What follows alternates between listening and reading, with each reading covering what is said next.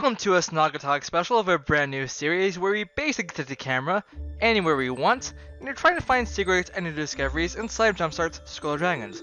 I know, not in the original intro. I'm still working on that, no need to tell me. Before we get started, I want to introduce a special guest from the gaming industry.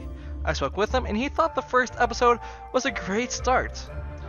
He's been a great help in this episode, as he may have some explanation as to why the developers did what they did.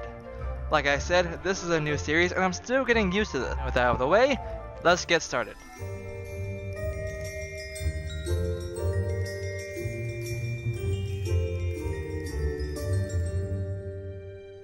Now since it's the holidays, we have snow falling down on us, coating the leaves of trees and...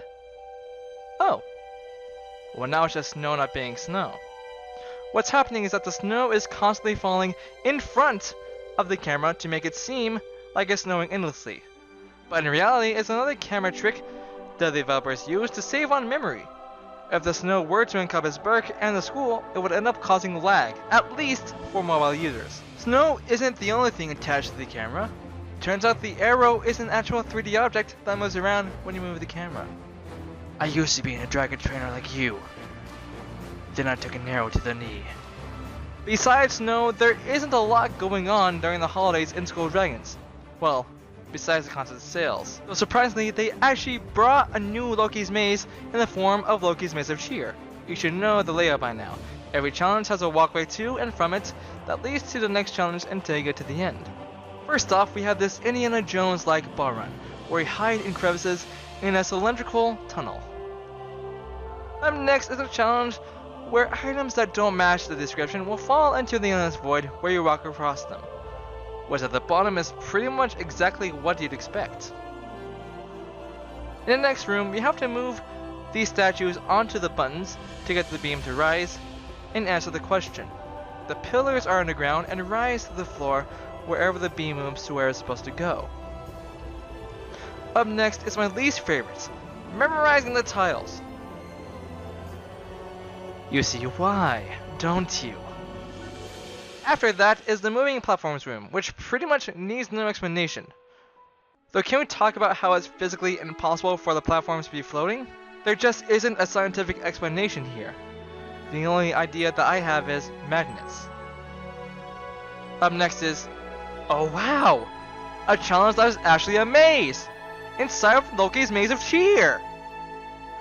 Not much going on except that the statues continue to move even when the player is nowhere near them. And at the end of the maze is where you have to answer a question. The winning door opens and takes you to the ending where Rough Nut and Tough Nut await you to sell you their chests. I will say that out of all the Loki's Mazes endings, the Snoggletogs are my favorite. They were the first to have a bigger ending room, and I just love the fact that there is a Snoggletog tree from Gift of the Night Fury.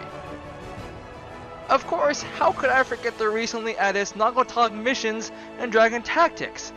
Now it is pretty much the same course all over. The only changes are pretty much the arrangement of items. No scene change whatsoever. Pretty much the only other difference is the fact that you get to fight against Dagger and Astrid. The Dragon Tactics menu also has a secret.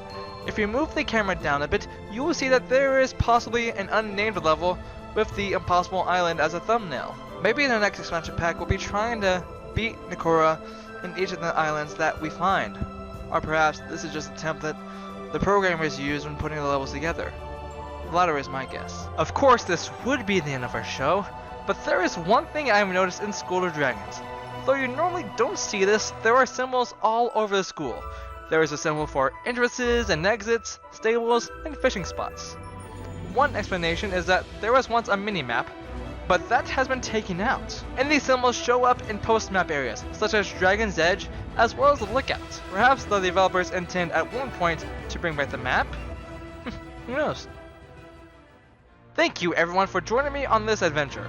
While there weren't that many secrets revealed, there are plenty more places to see, and more to uncover. To me, we are just now scratching the surface of what is out there. The question is, where do we go from here? I would love to hear your ideas as to where this series will be heading. Until next time, this is your host, Broken TV, saying keep calm and ride a dragon. Because you know, that is what everyone else is doing.